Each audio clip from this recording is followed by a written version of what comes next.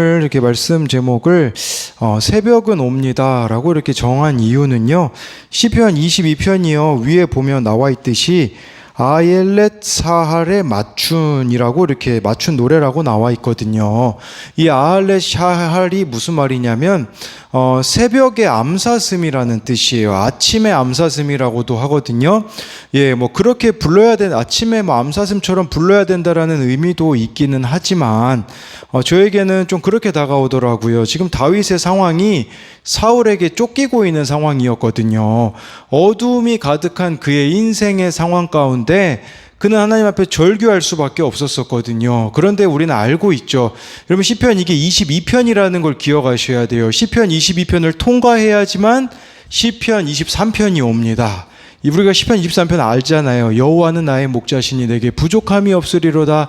그 고백은 바로 이 어둠의 이 터널 속에서 저와 여러분들이 하나님을 붙잡고 나아갈 때에 정말 이렇게 사울왕에게 도망다니며 피해 다니는 암사슴과 같은 깊은 어둠 가운데 있을지 모르나 우리 인생에 반드시 새벽은, 아침은 올 거라는 이런 소망을 가져야 된다라는 것이에요. 혹시 지금 기나긴 어둠을 지나고 있다면 새벽이 올 것을, 아침이 올 것을 우리가 믿어야 한다라는 것이겠죠. 이런 새벽이 오는, 아침이 오는 삶이 되려면 어떻게 해야겠습니까? 첫 번째로요, 인생의 어두운 시기에는 하나님을 찾아야 합니다. 1, 2절입니다. 내 하나님이여 내 하나님이여 어찌 나를 버리셨나이까? 어찌 나를 멀리하여 돕지 아니하시오며 내 신음소리를 듣지 아니하시나이까? 내 하나님이여 내가 낮에도 부르짖고 밤에도 잠잠하지 아니하오나 응답하지 아니하시나이다 라고 해서요, 다윗이요 1, 2절에요 하나님을 3번 찾습니다. 3번이나 내 하나님이여 내 하나님이여, 또 2절에도 이렇게 보면 총 3번을 찾는 거죠. 그렇게 부르짖는데 응답이 없어 보이기 때문이에요. 그러면서 어찌하여 나를 버리셨나이까 라고 말하는 것은요, 이것은 하나님을 불신하는 게 아니라 하나님과의 친밀함 없이는 이렇게 말할 수가 없다라는 거예요. 다윗이요 사울에게 쫓기다 보니까 할 수 있는 게 없어요. 그러다 보니까 다윗이 할 수 있는 유일한 것이 무엇입니까? 하나님을 찾는 것밖에 없다라는 거예요. 그래서 2절에 보니까요, 낮에도 부르짖고 밤에도 부르짖었다라는 거죠. 그래서 밤낮으로 하나님 앞에 부르짖고 있는다라는 거겠죠. 어떻게 보면 하나님이 응답하시지 않는다고 부정적으로 말하는 것처럼 보일 수 있지만 알아야 되는 것은요, 강한 부정이 강한 긍정이라는 말이 있어요. 다윗은 이렇게 부르짖는 자의 이 기도를 하나님이 들어주실 것을 믿음으로써 나아가게 된다라는 거예요. 오늘 다루지 않는 본문이긴 하지만 시편 22편을요 그래서 2가지 시가 합쳐져 가지고 다윗이 쓴 게 아니다라고 주장하는 학자도 있거든요. 근데 그게 되어지는 이유가 뭐냐면, 근데 그것은 아니죠. 근데 왜 이렇게 다윗이 처음에는 막 이렇게 부정적으로 말하는 것 같고 하나님에 대해서 오해하고 있는 것 같지만 나중에 고백들이 바뀌어 가거든요. 뭘 이야기 드리고자 하는 거냐면, 처음에는 힘듦으로 하나님을 찾지만 그 고백들이, 저와 여러분들이 진짜 하나님을 찾고 의뢰하면요, 하나님이 우리를 바꿔주셔서 고백이 다르게 되어진다라는 것이에요. 또 1절은 참 유명한 구절이라고 볼 수 있는데 어디서 많이 보지 않았습니까? 그것은 가상 7원이라고 해서 예수님이 십자가에서 죽으실 때요, 마태복음 27장 46절에 이 시를 인용하셨어요.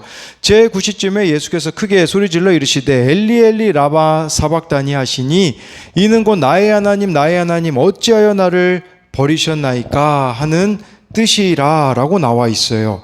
예수님이 십자가에서 죽으실 때 정말 나의 하나님 어찌하여 나를 버리셨나이까 이 시편 22편 1절을 인용하셨다라고 볼 수가 있는 것이겠죠. 십자가 때문에 예수님이 이렇게 외치셨다라는 것은 우리들에겐 어떤 의미가 있겠습니까? 바로 저와 여러분들이 져야 할 십자가가 있기 때문에, 다윗도 다윗이 져야 되는 십자가가 있기 때문에 이렇게 하나님 온갖 박해를 당하고 있는 상황이다라고 볼 수가 있는 것이에요. 다윗이 이렇게 하나님 앞에 부르짖을 수 있는 비결은, 이런 확신을 가지고 하나님께 나아갈 수 있었던 비결은 3절부터 5절에 보면 나와 있습니다. 이스라엘의 찬송 중에 계시는 주여, 주는 거룩하시니이다. 우리 조상들이 주께 의뢰하고 의뢰하였으므로 그들을 건지셨나이다. 그들이 주께 부르짖어 구원을 얻고 주께 의뢰하여 수치를 당하지 아니하였나이다. 다윗은요, 막연해 보이지만 확신이 있었어요. 무슨 확신이 있었냐면 조상들에게 하나님이 어떤 은혜를 베푸셨는지를 알고 있는 거예요. 이 지금 3절부터 5절은요, 출애굽을 배경으로 하고 있는 거거든요. 하나님이 정말 이 이스라엘 백성들이 애굽에서 살고 있을 때 할 수 있는 게 울부짖는 것밖에 없었잖아요. 그런 이스라엘 백성들을 정말 하나님께서 어떻게 인도하셨는지를 알기 때문에 그 부르짖음을 4절에 보면 하나님이 들으셨고 10가지 재앙을 이집트에서 내리셨다라는 거죠. 그러니까 부르짖는 이스라엘 백성들에게는요, 그것은 10가지의 구원 사건이었다라는 것을 말해주고 있는 거예요. 우리들에게 뭘 이야기하고자 하는 거겠습니까? 저와 여러분들에게 허락된 한계 상황, 울부짖는 상황은 하나님께 가지고 나아가면 구원의 사건이 될 것이지만, 하나님을 원망하고 불평하고 찾지 않는다면 재앙의 사건으로만 멈춰져 있다라는 것이에요. 제가 어제 어느 목사님의 설교를 들었는데 그 교회 권사님 이야기를 하시더라고요. 이 권사님은요, 남편 고난이 너무 심했어요. 의처증이 심해가지고요. 막 조금만 막 틀어져도 남편이 막 때리기도 하고, 너무 이해가 되어지지 않았던 것이죠. 재앙이죠, 재앙. 인간적으로 보기에는. 그런데요, 이 권사님이요, 이렇게 목사님과 대화를 통해서 인생을 해석해 가게 되어지는데, 뭘 발견하게 되냐면, 그 권사님 집안에는 그 자살에 이렇게 되물림이 있었어요.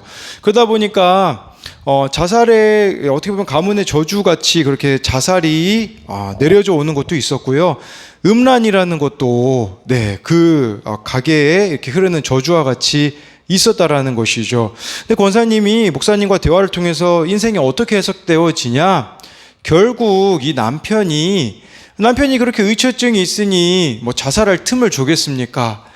자살하지 못하게 만들어줬다라는 것을 깨닫게 되었고, 교회에 와서도요, 이 권사님은 옆에 남자분하고 앉은 적이 없다고 해요. 왜냐하면 남편이 보고 있는 것 같아가지고 그랬다라고 하더라고요. 결국 뭘 깨닫게 되냐면, 이 남편이 결국은 나를 자살하지 않도록, 음란으로 가지 않도록 막아줬다라는 것이 깨달아졌다라는 것이에요.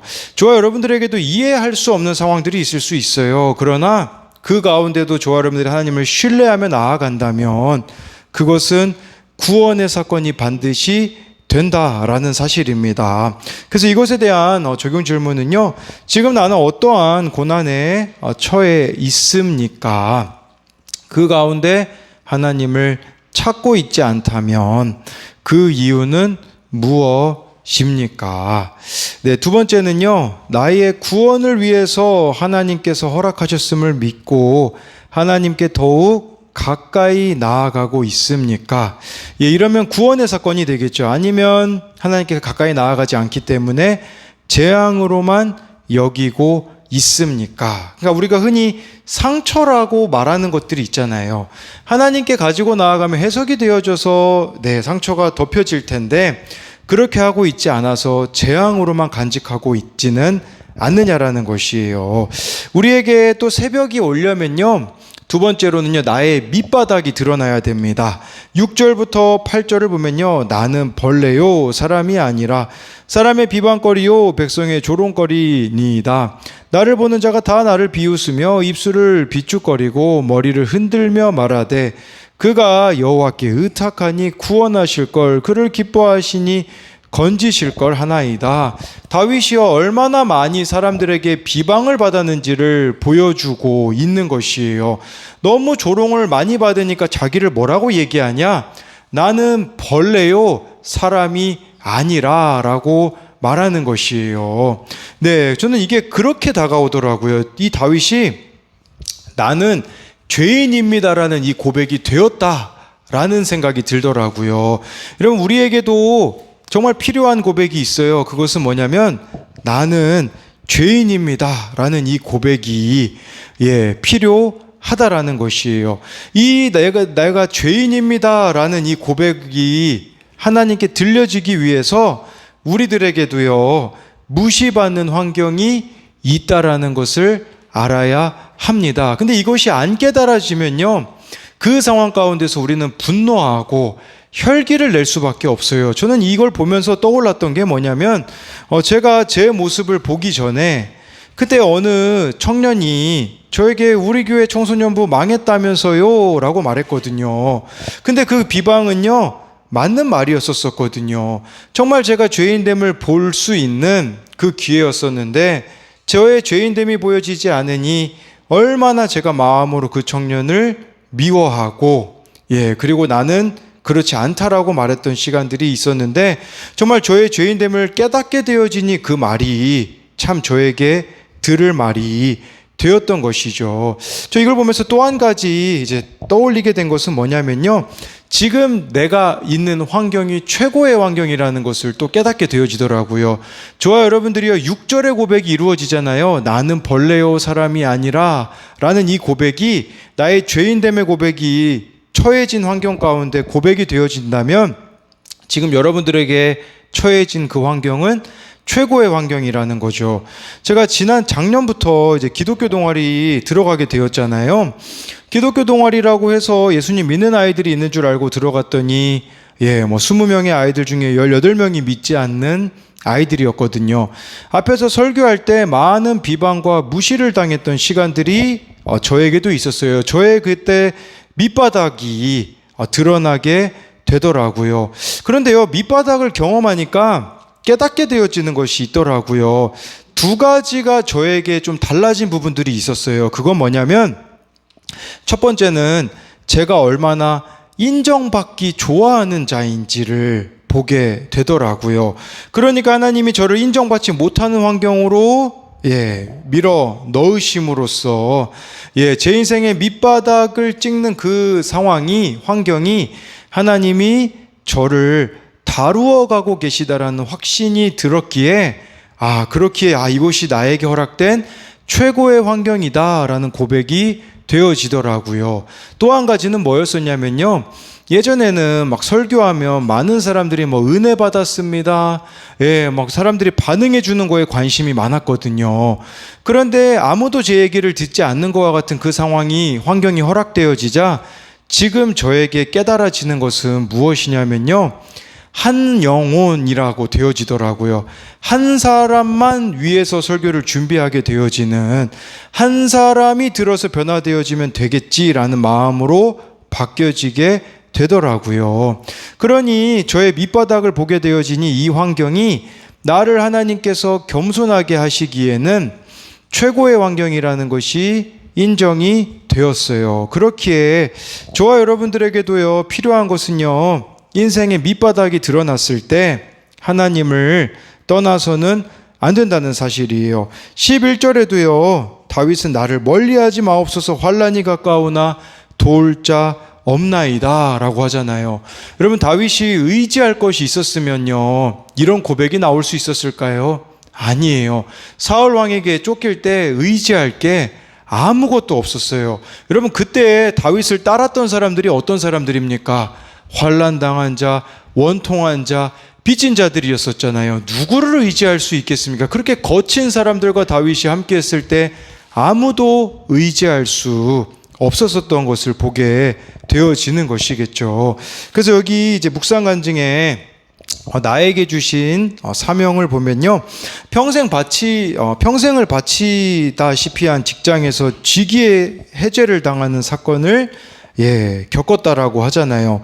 그런데 하나님을 찾기보다는요, 이 믿었던 회사 직원들에 대한 배신감으로 복수를 꿈꿨다고 합니다. 그렇지만 하나님이 불쌍히 여기셔서 매일 주일 설교 말씀으로 음성을 들려주시고, 네, 또 이렇게 덕분에 회사를 그만두지 않고 수치와 모멸로 낮아진 환경과 인정하고 싶지 않은 질서에 순종하며 인내할 수 있었다라고 해요. 그러면서요, 문득 자신을 돌아보게 되어서 당시 저는 몇몇 중요한 고객에게 큰 금액의 담보대출을 권했습니다.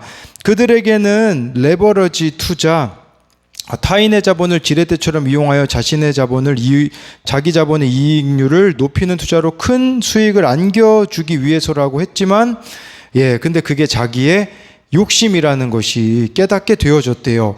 그래서 하나님의 방법이 아니라 내 욕심으로 세상 방법을 따라다가는 고객이 큰 손해를 입을 수 있다 생각이 들어서 모든 대출을 정리하는 적용을 하게 되었대요. 이 일로 자신의 실적이 떨어지고 지점 실적까지 떨어지게 되었다라는 거죠. 그러니까 상사는 문제의 원인인 제게 분노하며 냉기를 뿜었다라고 해요. 그제야 자신의 모습을 보며 자기 때문에 힘들었을 부하 직원들이 체휼되었고 내가 죄인이구나라는 탄식이 절로 나왔다라고 고백해주고 있습니다. 정말 저와 여러분들에게 허락된 그 어려운 환경들 있잖아요. 어려운 사람들도 있을 수 있고요. 어려운 상황들도 있을 수 있어요. 그것에서부터 벗어날 수 있는 치트키라고 할까요? 그건 무엇이냐면 바로 이 고백이라는 것이에요. 내가 죄인이구나 라는 것을 깨닫게 되어지면요, 그것들을 넘어설 수가 있다라는 것이에요. 그래서 마지막으로 이것에 대한 적용 질문은요, 나를 멸시하고 조롱하는 사람이 있습니까? 그 사람을 통해서 보아야 하는 나의 모습은 무엇입니까? 제가 기독교 동아리 아이들에게 품었던 마음이죠. 멸시하고 조롱을 제가 당했던 부분들이 있잖아요.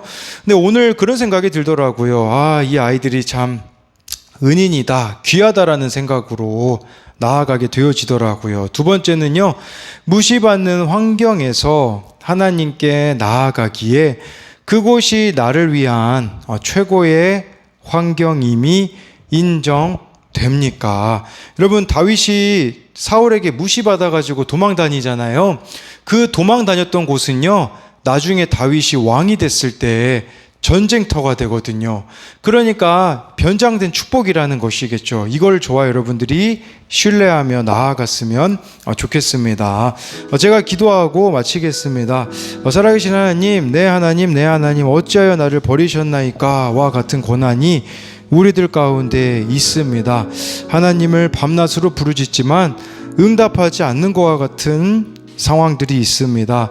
그럼에도 불구하고 우리가 믿음으로 나아갈 수 있는 것은 하나님께서 성경 말씀을 통해서 정말 하나님을 찾는 자들에게 어떻게 응답하셨는지를 우리가 알기에 하나님께만 소망을 두며 주어진 자리에서 잘 살아낼 수 있도록 은혜를 베풀어 주옵소서. 하나님, 또한 나는 벌레요 사람이 아니라 라는 이 다윗의 고백은 정말 인생의 밑바닥을 찍었을 때 나는 죄인입니다라는 고백이 아니겠습니까? 무시받는 환경, 무시받는 상황, 무시하는 사람들이 있을 수 있습니다. 그러나 그것으로부터 자유해질 수 있는 길은 나는 죄인입니다라는 이 고백입니다. 이 고백이 실제가 됨으로써 나를 무시하는 사람이 은인으로 보이게 하여 주시고, 내가 무시받는 이 환경이 하나님이 나의 겸손을 위해 허락하신 최고의 환경임을 고백하며 나아갈 때에 하나님께서 우리들을 통하여서 이루고자 하시는 그 일들을 이루어 주실 것을 믿습니다. 오늘 하루 가운데도 주님께서 함께하여 주시고 우리의 걸음을 인도하여 주실 것을 믿으며 살아계신 예수님 이름으로 기도드립니다. 아멘.